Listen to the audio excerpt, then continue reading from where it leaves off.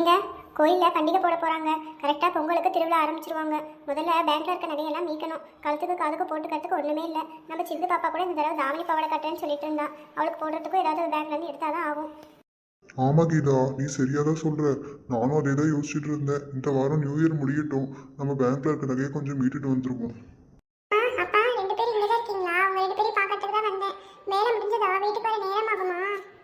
வா சிந்துமா, இப்போதான் உன்னை பற்றி பேசிட்டு இருந்தோம். அவ்வளோதான் கண்ணு, இதை கொண்டு போய் கொட்டிட்டு நம்ம வீட்டுக்கு வரதான். இந்த கண்ணே பரிச்சு பேப்பர்ல கொடுத்துட்டாங்களா? மார்க்ல நல்லா வாங்கியிருக்கியா சாமி? பற்றி சொல்கிறதுக்கு தான்ப்பா நான் ஓடி வந்தேன். நீங்கள் 2 பேரும் வீட்டுக்கு வாங்க, நான் வீட்டில் வந்து உங்களுக்கு சொல்கிறேன், சரியா?